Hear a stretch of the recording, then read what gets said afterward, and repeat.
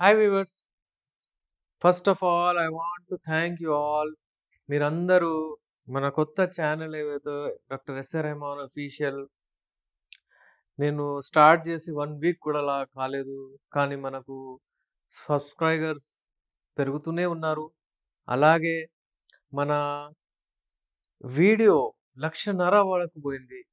Thank you so much. మీరందరూ ఇలాగే నన్ను సపోర్ట్ చేస్తుండండి.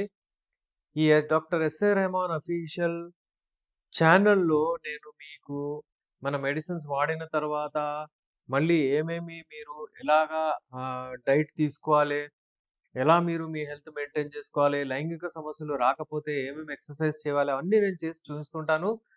ఈరోజు మనము ఒక టాపిక్ మీద మాట్లాడదాము. ఆ టాపిక్ ఏంటంటే అంగం సైజు.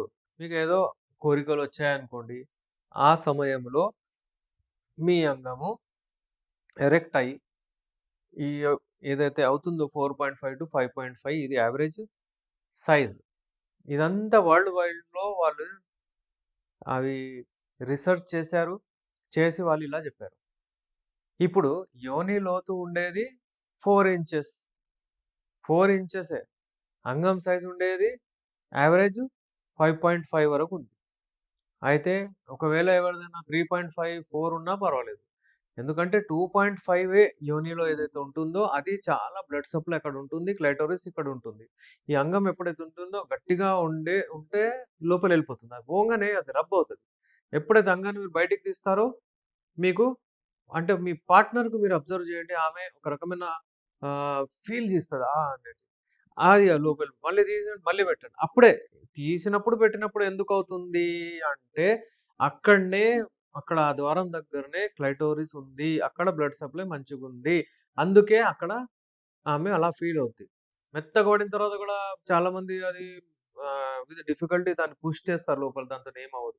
గట్టిగున్నప్పుడు వెళ్ళిపోతే వాళ్ళకు ఒక రకమైన తృప్తి వస్తది. ఆర్గాజం. దాన్ని ఆర్గాజం అంటారు.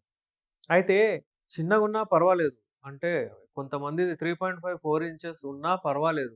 కానీ గట్టిగా, దృఢంగా, మంచిగా సాలిడ్‌గా ఐరన్ లాగా ఉండాలి. అప్పుడు రాడ్ లాగా ఉండాలి. అప్పుడేంటంటే ఆమెకు తృప్తొస్తది. ఆమెకు ఆర్గాజం వస్తది. ఆమె భావప్రాప్తి చెందుతది. ఆమె ఎంజాయ్ చేస్తది. ఆమె డిశ్చార్జ్ అవుతది. ఇవన్నీ అవుతాయి. మీ అంగం గట్టిగుంటే. మీరు ఫస్ట్ అండ్ ఫార్‌మోస్ట్ మీరు ఎక్సర్‌సైజ్ స్టార్ట్ చేసేయండి. ఒకటే దగ్గర కూర్చోకండి.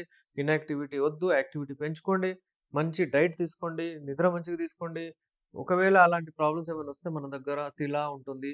ఈ ఆయిల్ ఇక్కడ ఏసి జెంటల్ మసాజ్ చేయాలి. ఇది లేకున్నా మీరు ఆలివ్ ఆయిల్ గానియండి, లేకపోతే కోకోనట్ ఆయిల్ గానియండి, లేకపోతే ఏదైనా ఒక ఆయిల్ సరసు ఆయిల్ అది పెట్టి మసాజ్ చేయొచ్చు. ది బెస్ట్ హ్యాండ్స్ మీ పార్ట్నర్ హ్యాండ్స్ మీ పార్ట్నర్‌తో మసాజ్ చేయించండి. ఇలాంటివి ఏదన్నా ట్రిక్స్ తీసుకొని మీ అంగాన్ని మళ్ళీ మీరు రీగెయిన్ చేసుకోవచ్చు. అయితే వ్యూవర్స్ ఇంతకుముందు మనం చేసింది యోని లోతు ఎంత? ఇప్పుడు అంగం ఎంత ఉండాలి? అది కరెక్టే మీరు కామెంట్ బాక్స్‌లో అడిగింది.